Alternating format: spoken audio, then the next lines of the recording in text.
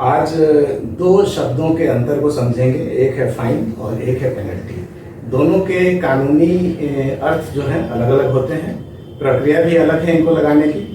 कई बार जो ब्यूरोक्रेट्स होते हैं या कॉम्पिटेंट अथॉरिटीज होते हैं अलग अलग विभागों के, वो इन दोनों के अर्थ को समझने में गलती कर जाते हैं और जहाँ पे पेनल्टी इम्पोज करना है वहाँ पे वो फाइन इम्पोज कर देते हैं। और कई बार जो फाइन के तौर पे बायलॉज या रूल्स में या एक्ट में डिफाइंड है, वहाँ पे वो खुद ही कॉम्पिटेंट अथॉरिटी के तौर पे एक्ट करने लगते हैं और फाइन इम्पोज कर देते हैं। कई बार फाइन को पेनल्टी, पेनल्टी को फाइन कर देते हैं। तो देखिए इसका जो अर्थ है वो मैं क्लैरिफाई करने की कोशिश करता हूँ यहाँ पे। Fine is referred to a sum of money ordered by the court to pay for an offence after the complete prosecution in the matter.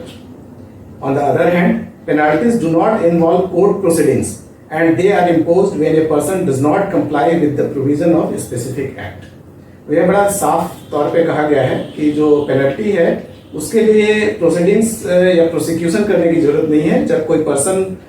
कोई लॉ का प्रोविजन है, स्पेसिफिक एक्ट के प्रोविजन को वायलेट करता है, then you can impose the penalty and that penalty can be impose by the any of the competent authority as defined in particular act. Whereas the fine is entirely different from the penalty.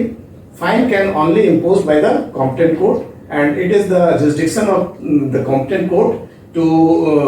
take up this matter when the bureaucrat or any competent authority can take up this matter with honorable court if any offence occurred. If any offence take place when any person is in violation of particular act, and जब उस act में ये लिखा हो कि इस कानून के उल्लंघन से इतना जो है फाइन लगाया जाएगा, जो दंड और जुर्माना का अंतर है, यहाँ पे फाइन और पेनल्टी का वही अंतर है। अब व्यक्ति कोई ऐसा काम करता है जो फाइन के दायरे में आता है, जिसके लिए फाइन शब्द का इस्तेमाल किया गया है एक्ट में, तो वहां पे जो सक्षम प्राधिकारी है वो इस मामले को न्यायालय तक ले जाएगा। सक्षम न्यायालय जो है यानी कॉम्पिटेंट कोर्ट जो है इस पे प्रॉपर प्रोसीडिंग्स करेंगे और एक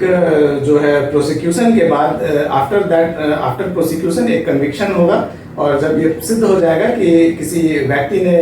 ऐसा काम किया है जो फाइन इम्पोज किए जाने योग्य है, तो एक जो फाइन की निर्धारित धनराशि है जो सक्षम न्यायालय तय करेगी और जिसका एक्ट में विवरण होता है न्यूनतम और अधिकतम धनराशि के तौर पे सामान्यतः, वो ऑनरेबल कोर्ट इम्पोज करेगी और फिर उस इम्पोजिशन के बाद, उस ऑनरेबल कोर्ट के ऑर्डर के बाद उसकी रिकवरी जो है सक्षम प्राधिकारी यानी ब्यूरोक्रेट कर सकते हैं। अब देखिए यहाँ पे कई बार फाइन शब्द के कानूनी एक्ट में प्रोविजंस के बाद भी ब्यूरोक्रेट्स उसका इस्तेमाल कर लेते हैं, जो कि मेरी समझ में ये न्यायालय के अवमानना के तौर पे देखा जा सकता है। ऐसे में बहुत जरूरी है कि फाइन और पेनल्टी के अंतर को समझा जाए और जहाँ पे पेनल्टी करने के लिए प्रावधान है वहाँ पे सिर्फ पेनल्टी किए जाए और जहाँ पे फाइन है मामला जो है उचित ड्यू प्रोसेस ऑफ लॉ से ऑनरेबल कोर्ट को रेफर किया जाए। और मैं उम्मीद करता हूँ कि यह जो विधिक अंतर है, जो शब्दावली का फर्क है, जिसकी एक डिफरेंट प्रोसेसेस हैं, उसको फाइन